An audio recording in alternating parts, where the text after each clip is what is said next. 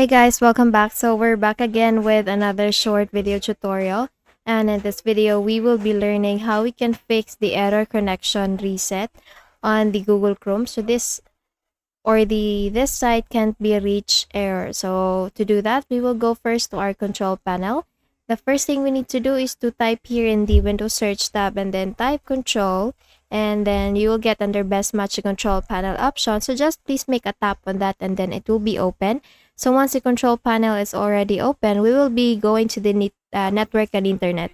But if you don't get the same window just like this one, just go to this view by options here and then select the category option. So once you've done that, you will get the same window here. So we will proceed with network and internet. Once you click on that, you will get this network and sharing center options and the internet option. So the next thing we need to do is to proceed with the network and sharing center, and then once you click on that, you will get this same window here. So I am connected with the public Wi-Fi. So this is the name of the public Wi-Fi, and here all we need to do is just to click on the change adapter settings. So you will find that here in the left pane, and then once you click on that, you will get the options or all the list of your network connections.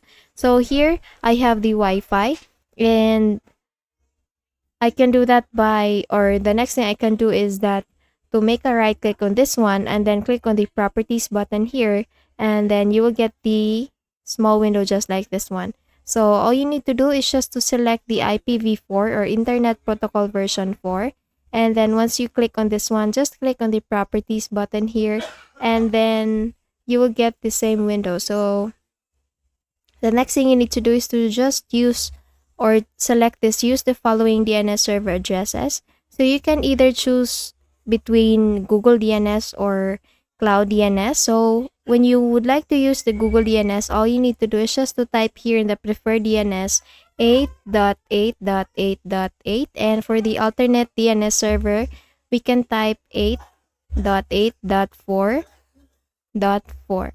Once you're done typing this one, you can now click on OK. And if you want to use the Cloud DNS server, you can also have in the preferred DNS 1.1.1.1, and for the alternate DNS, you can also use 1.0.0.1. And once you're done with this one, just simply click on OK, and then close this window as well as this one and as well as this one, and close everything. Just make a quick restart with your device, connect again to your internet, see if the problem is already fixed. And if it's still not fixed, we will proceed with the next solution, which is to go to the command prompt window. So we can do that by going to this Windows search tab again. Here we need to type CMD, and then you will get under best match the command prompt option. Here in the right section, you will get this run as administrator option. So just please make a click on that, and then you will get this user account control window coming up. Just please click on yes to proceed, and then the next thing we need to do is to go to this black window here. So all we need to do is just to type some commands, and the first thing is to type ipconfig space /release. And once you have typed it, just please click on enter, and then the next thing you need to do is to type again the command ipconfig space flush DNS, ipconfig /flush DNS. Again, it's ipconfig space /flush DNS. Once done typing, just please click on enter again, and then this time we will type the last command, which is ipconfig. I'm sorry, it's still not the last. It's the third one, ipconfig space /renew. And then once done typing, we will now click on enter again, and this time we will be typing netsh space winsock space reset. Again, it's netsh space winsock space reset. Once done typing, just please click on enter, and then here we need to type exit to close the window. Once you're done with this one, we will proceed with the control panel. So after doing that process or that solution, simply make a quick restart with your device, and then we will be proceeding with the next solution, which is to go to the control panel again.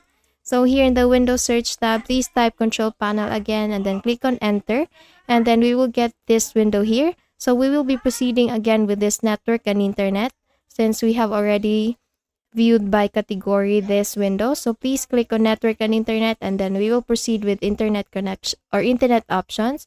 And then once you click on that, you will get this small window here coming up. All you need to do is just to go to this connection tab. And then at the very bottom part, you will get this local area network LAN settings. So please click on the LAN settings there. And then here, all you need to do is just to select the automatic option here in the automatic configuration.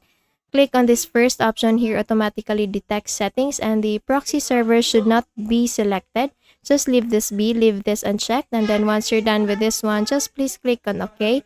Close this window and then just make a quick restart with your device, see if the problem is already fixed. Okay, so that's it. I hope you learned something from this video, and if you did, please don't forget to give this a thumbs up and subscribe to our channel. Thank you so much for watching this video, and I hope I'll be seeing you again in the next one.